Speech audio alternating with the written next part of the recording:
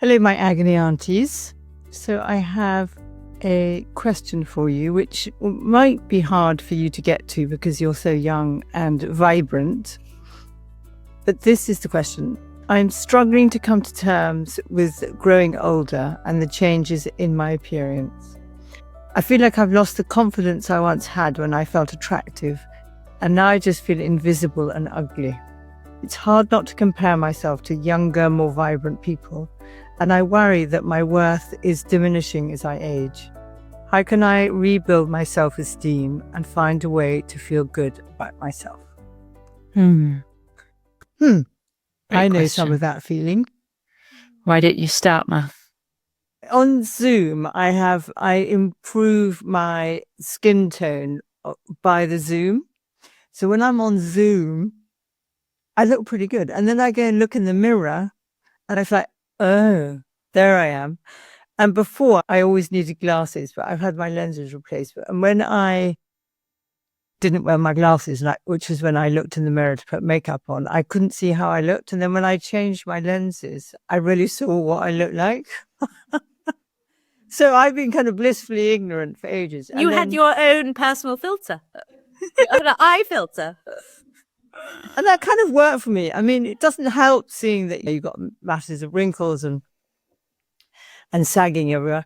And then this year with my palsy, it isn't the same as getting old, but it is, it was very painful being looked at and people turning away and looking the other way and sort of feeling like you actually revolted people, which isn't quite the same as what this woman is saying. But if I kind of move down the scale of feeling like invisible, which I mean, and sort of connecting to your self-esteem and your kind of sense of self, right? So yeah, that is. And I don't know if I've said this on Agony Aunties before. I've said it out loud to other people, but I do remember the time walking down the street with you two, and I think Natasha, and realizing that no one looked at me anymore, and they looked at you, and there was that kind of clunk of it's not my looks anymore. And I never and what was weird is I never really thought I had amazing looks. It's only when I lost them, but I thought, oh God, they weren't so bad. So losing them, you realize what you had, and I didn't enjoy them particularly when I had them. But so to get away from me and to go to the answer, I think confidence in how you look is a real thing, because I could say it's inner confidence. It's like knowing your wisdom and getting richness from yourself and doing things where you feel your own growth and value. And I think that is true. But I think we also have to grieve like not being what we look like and changing sizes in clothes. And it takes me like 4 times as long to get up in the morning because I take so many bloody pills and things. So all of that I think it is a loss. I think it's definitely a loss, and it doesn't help to say, just like focus on, all the things that you're good at and why people don't remember what you look like. They remember how you made them feel and all of those things that are true. They are true, yeah. But they're also annoying. Can be really annoying. I think that things that have helped me as somebody who had an eating disorder and then babies and whose body changed quite a lot after having babies. I mean, it seems so kind of shallow, but actually like those sort of body positivity Instagram people, sometimes that helps to have seeing other people who just really embrace how they look and their kind of just appreciation for their body in whatever it can do. Mum and I and Soph, actually, we all do that. We should be sponsored by Peloton. We all do that Peloton app. There's an instructor on there who sort of always says something like your body is like a work in progress and perfection at the same time. And I like things like that. They seem sort of small and maybe trivial, but I think they can help. And I think it is really hard because models everywhere is that like the idea of beauty is youth. Yeah. And I have a really clear memory of I was working with a little girl and her foster mother, and she was about 3, and she just got really close to my face. Then she stroked my forehead like this. What are these? And her mum was just like, those are wisdom lines. Oh, And it was just like a lovely. So sometimes actually just sort of seeing it through somebody else's this lens. is yeah. I just thought, well, gosh, what a lovely thing. And yeah, I don't know if I have much more wisdom than that. Even though I have loads of wisdom lines. I guess the thing it makes me think about is the feeling of potency, right? And one of the forms that you have potency as a young woman and man, but particularly as a woman, is your looks, like the sort of potency of your sexuality, of your attractiveness, of your youth, in a culture that puts that at the top of the hierarchy, like we're talking about.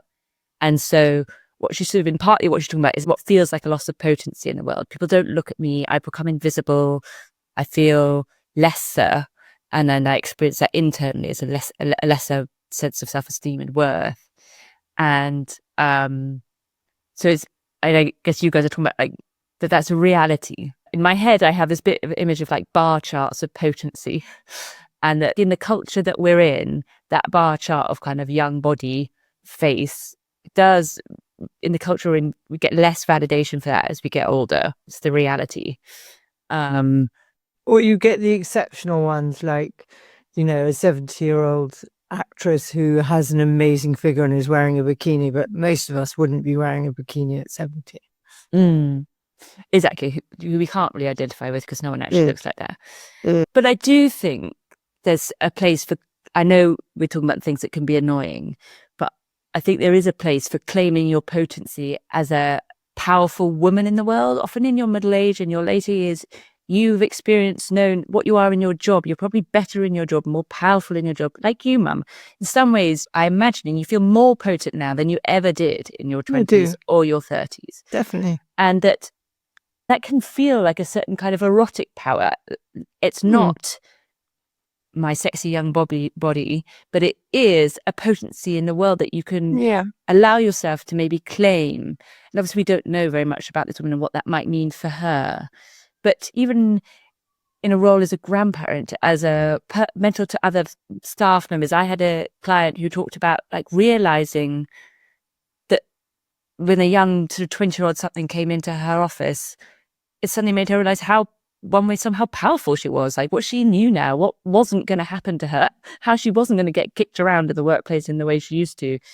And that can feel quite alive in the way that I think we can accept, it's easy to go into and accept the story that is mirrored back at us about middle-aged and older women becoming lesser.